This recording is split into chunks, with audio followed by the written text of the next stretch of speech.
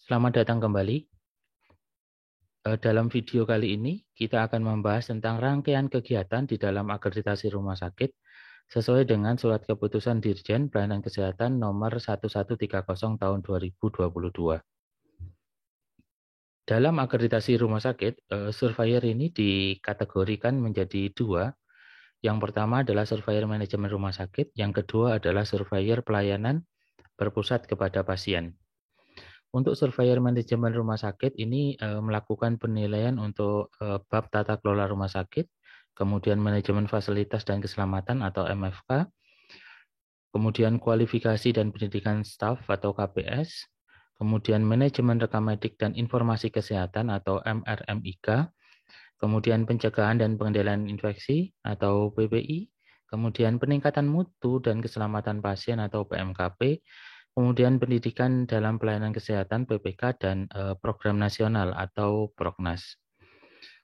Untuk kategori surveyor yang kedua yaitu surveyor pelayanan berpusat pada pasien, ini melakukan penilaian atas bab akses dan kontinuitas pelayanan atau AKP, hak pasien dan keluarga HPK, pengkajian pasien atau PP, pelayanan dan asuhan pasien atau PAP, pelayanan anestesi dan bedah atau PAB, pelayanan kefarmasian dan penggunaan obat atau PKPO, kemudian komunikasi dan edukasi atau KE, dan sasaran keselamatan pasien atau SKP. Untuk jumlah surveyor dan hari survei ini ditentukan oleh jenis rumah sakit dan klasifikasi rumah sakit. Untuk rumah sakit umum, klasifikasinya A, daringnya 1 hari, luringnya 3 hari, dan jumlah surveyornya 4. Untuk rumah sakit kelas B, daring 1 hari, luring 2 hari dengan jumlah surveyor 3. Untuk rumah sakit umum kelas C dan D, daringnya 1 hari, luringnya 2 hari, dan jumlah surveyornya 2. Untuk rumah sakit khusus kelas A, daring 1 hari, luring 2 hari dengan jumlah surveyor 3. Sedangkan untuk rumah sakit khusus kelas B dan C, daring 1 hari, luring 2 hari, dan jumlah surveyornya 2. Untuk kegiatannya selama survei dibagi menjadi 2, yaitu jadwal survei daring dan jadwal survei luring. Atau jadwal survei luring ini surveyor datang ke rumah sakit. Untuk jadwal survei daring ini menggunakan aplikasi, misalkan Zoom Meeting atau bentuk aplikasi Google Meet atau aplikasi-aplikasi yang lain sesuai dengan keputusan dari lembaga independen penyelenggara akreditasi. Jadwal survei daring dilaksanakan antara hari ketiga sampai dengan hari keempat sebelum survei. Kegiatannya meliputi yang pertama adalah perkenalan dari rumah sakit dan surveyor. Yang kedua, ketua tim surveyor membacakan kode etik surveyor. Yang ketiga, menjelaskan agenda survei secara lengkap. Kemudian surveyor melakukan telusur dokumen secara daring. Nah, tujuan acara telaah dokumen secara daring adalah untuk meneliti standar yang mengharuskan adanya dokumen dan regulasi. Jadi standar akreditasi yang kemudian telusurnya itu adalah dokumen dan regulasi, itu proses telaah dokumennya dilakukan menggunakan daring. Sehingga nanti pada luring itu berfokus pada observasi, wawancara, dan simulasi. Untuk dokumen dan regulasi, ini harus sudah diupload ke sistem informasi dari lembaga penyelenggara akreditasi, dan tujuan dari jadwal survei daring ini adalah untuk mengajukan klarifikasi jika ada hal yang kurang jelas dari isi dokumen dan regulasi. Untuk kegiatan survei laring ini meliputi pembukaan, penyampaian maksud dan tujuan, kemudian presentasi direktur terkait profil mutu, kemudian program peningkatan mutu internal atau PMKP, dan pelaporan insiden keselamatan pasien. Dan ada kegiatan-kegiatan lainnya, misalkan briefing pagi, wawancara pimpinan, kemudian tur terhadap fasilitas rumah sakit atau cek fasilitas dan lain sebagainya. Nah, ini adalah contoh kegiatan selama proses survei akreditasi rumah sakit. Ini adalah contoh agenda kegiatan untuk waktu survei 3 hari dengan 4 orang surveyor. Untuk hari pertama, jadi kegiatannya dimulai jam 7.30 pagi. Ini surveyor bersama dengan manajemen rumah sakit, kemudian melakukan pembukaan dan presentasi PMKP atau peningkatan mutu dan keselamatan pasien. Presentasi dari PMKP ini ada tiga topik ya. Yang pertama kaitan dengan profil rumah sakit, yang kedua terkaitan dengan program PMKP, yang ketiga itu adalah berkaitan dengan insiden keselamatan pasien.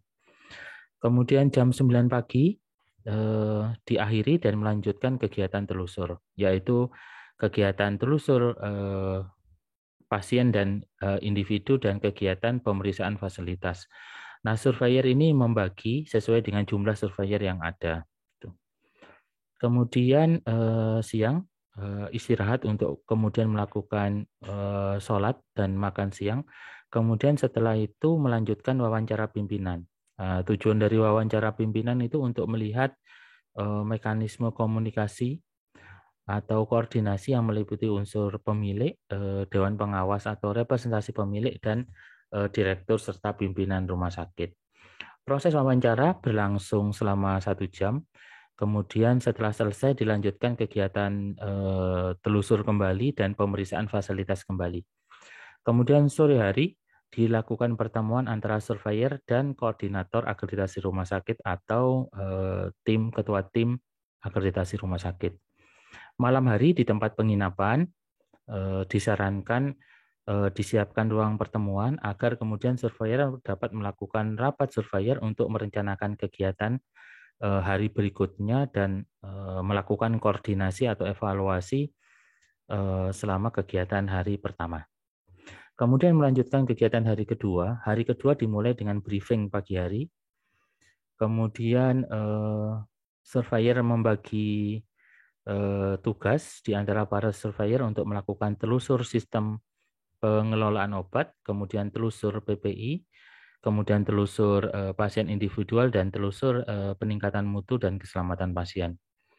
Lalu kemudian mendekati siang, kurang lebih jam 10.30, itu kemudian dilanjutkan dengan telusur sistem supply chain atau rantai persediaan, kemudian melanjutkan telusur pasien dan individu, dan telusur sistem manajemen dan fasilitas. Kemudian setelah itu isoma, istirahat sholat, kemudian melanjutkan telaah rekam medik, dan telusur pasien individual. Kemudian sore hari dilanjutkan dengan kualifikasi staf dan sesi edukasi. Jadi surveyor berfokus pada itu.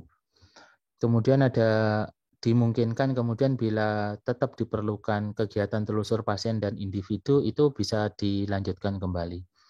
Sore hari kemudian dilakukan pertemuan surveyor dengan koordinator akreditasi rumah sakit, dan malam hari surveyor melakukan pertemuan di antara para surveyor di penginapan. Untuk hari ketiga dimulai pagi hari dengan briefing, dan kegiatan dilanjutkan untuk kegiatan telusur pasien individual sampai dengan siang hari. Kemudian pada waktu siang hari kemudian dilakukan isoma, istirahat sholat dan makan, kemudian rapat tim surveyor. Nah, rapat tim surveyor ini nanti merumuskan kesimpulan-kesimpulan awal rapat yang kemudian akan disampaikan pada laporan surveyor kepada pimpinan rumah sakit, dan kemudian sore hari ditutup dengan exit conference. Untuk bahan presentasi direktur, terutama untuk program peningkatan mutu dan keselamatan pasien, ada beberapa keyword atau kalimat kunci yang nanti harus disampaikan oleh direktur. Yang pertama itu adalah bagaimana indikator mutu dan keselamatan pasien ditetapkan. Bagaimana proses rapatnya, kemudian bagaimana menentukan perencanaan dan lain sebagainya. Yang kedua, bagaimana indikator diberi prioritas pengumpulan data. Jadi bagaimana memilih indikator prioritas. Kemudian yang ketiga, bagaimana data dikumpulkan dan dianalisis. Yang keempat, bagaimana hasil analisis dikomunikasikan dan digunakan untuk perbaikan perencanaan. Kemudian yang kelima, rumah sakit dapat memilih contoh peningkatan mutu dan keselamatan pasien untuk menunjukkan metodologi dan peningkatan yang sudah dicapai.